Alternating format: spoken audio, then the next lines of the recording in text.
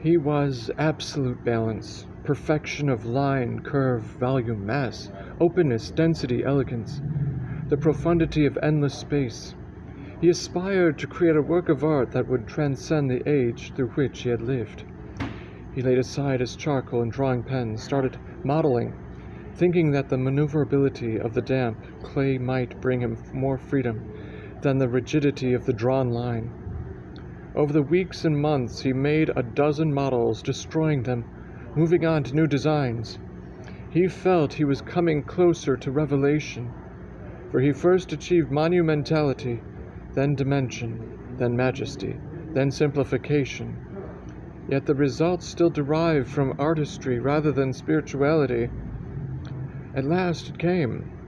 After 11 years of thinking, drawing, praying, hoping and despairing, experimenting and rejecting, a creature of his imagination, compounded of all his arts, staggering in size, yet as fragile as a bird's egg in a nest, soaring, lilting heavenward, constructed of gossamer which carried effortlessly and musically upward its 335-foot height, pear-shaped as was the breast of the Medici Madonna.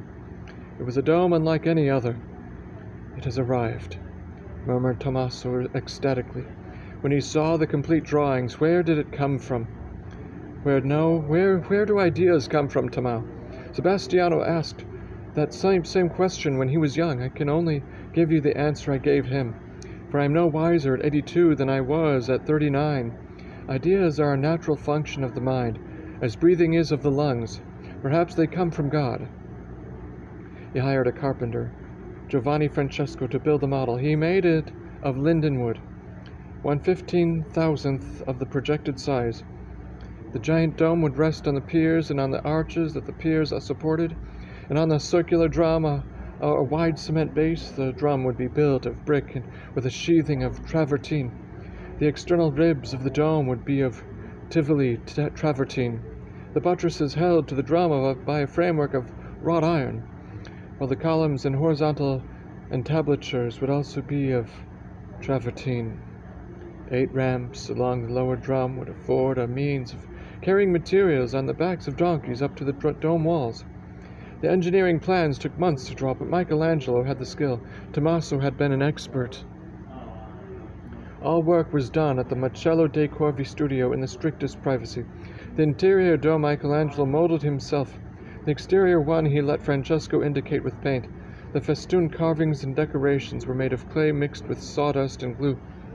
He called in a reliable Carrara woodcarver by the name of Battista to cut out the statuettes and capitals, the bearded faces of the apostles. Pope Paul IV died suddenly. Rome burst in the most violent insurrection Michelangelo had yet seen at the death of any pontiff. The crowd knocked down a newly erected statue of the former Cardinal Carafa, dragged its head through the streets for hours while the citizenry heaped imprecations upon it, then threw the head into the Tiber before storming the headquarters of the Inquisition to release all prisoners and destroy the mass of papers and documents assembled to convict the accused of heresy. Wearied of strife and bloodshed, the College of Cardinals elected 60-year-old Giovanni Angelo Medici from an obscure Lombardy branch of the Medici family. Pope Pius IV had been trained as a lawyer, was judicious of temperament. As a professional advocate, he was a brilliant negotiator and soon came to be trusted in Europe as a man of integrity. The Inquisition, foreign to the Italian character, has ended. Through a series of legalistic conferences and contracts, the Pope brought peace to Italy and the surrounding nations, and to the Lutherans as well. Guided by diplomacy, the Church achieved peace for itself at the same time that it reunited Catholicism in Europe.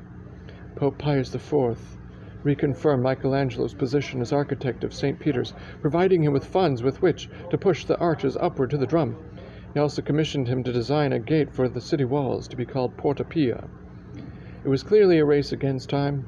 He was approaching his mid-80s, with a maximum of money and workmen who could reach the drum in perhaps 2 or 3 years. It was not possible for him to estimate just how long it would take to complete the dome. Window, but he thought he would do it in 10 to 12 years. That would bring him to a round century mark. He lived that long. But despite his attacks of the stone, pains in the head, a colic which brought disorders of occasional aches in the back and loins, intermittent bouts of dizziness and weakness. When he had to lie abed for a few days, he did not feel any true diminishing of his power.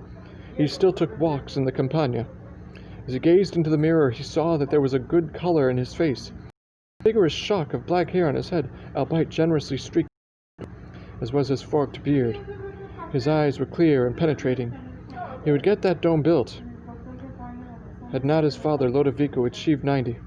Was he not a better man than his father, by at least 10 years? He had to go through yet one more ordeal by fire.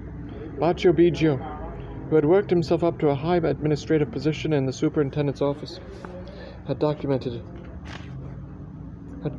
set of figures to prove how many ducats Michelangelo's illness had cost the fabric because of the faulty chapel. He used his information to its fullest advantage, even convincing Michelangelo's friend, the Cardinal of Carpi, that St. Peter's was going badly. Biggio was putting himself into position to succeed to the job on the day Michelangelo took to his bed.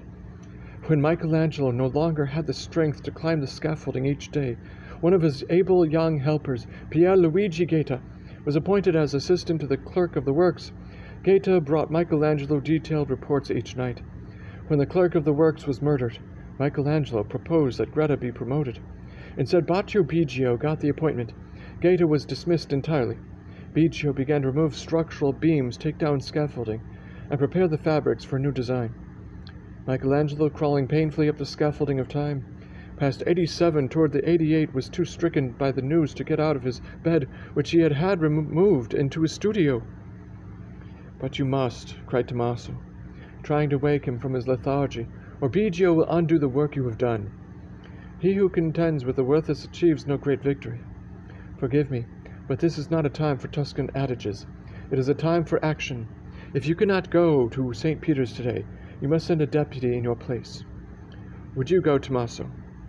People know that I am as a son to you. Then I will send Daniel del Volterra. He has so long outwitted the court with the breaches for less judgment. He should be able to handle the conspirators in the superintendent's office." Daniel de Volterra was turned away. Baccio Biggio was given full building powers at the fabric. When Michelangelo encountered the Pope crossing the Campidoglio at the head of his train, he shouted crustily, "Holiness, I insist that you make a change. If you do not, I shall return to Florence forever." "You are letting St. Peter's be torn down."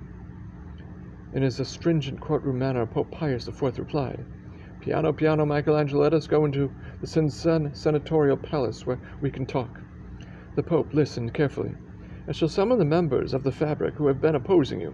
Then I shall ask my relative, Gabriel Serbelloni, to go to St. Peter's and investigate their charges. Come to the Vatican Palace tomorrow." He arrived too early to be received by the Pope, wandered into the stanza della Senatura which Raphael had painted during the years when he himself was up in the Sistine vault. He gazed at the four frescoes, first the School of Athens, then Parnassus, then the Dispute and Justice. He had never before allowed himself to look at Raphael's work without prejudice. He knew that he could never have conceived or painted these idealized still lifes, yet seeing how exquisitely they were done, with what integrity of craftsmanship, he realized that for lyricism and romantic charm Raphael had been the master of them all. He left the stanza in a philosophic frame of mind. When he was ushered into the small throne room, he found the Pope surrounded by the fabric committee which he had dismissed Gaeta and refused to accept Daniel de Volterra. In a few minutes, Gabriel Serbelloni entered. "Holiness, I find not an iota of truth in this report written by Baccio Biggio. It is fabricated, but unlike the great fabric of Buonarroti, it is pasted together maliciously, with no discernible purpose except self-interest. In the voice of a judge handing down a decision, Pope Pius decreed, Baccio Biggio is herewith dismissed from St. Peter's. In the future, the plans of Michelangelo Buonarroti may not be altered in the smallest detail."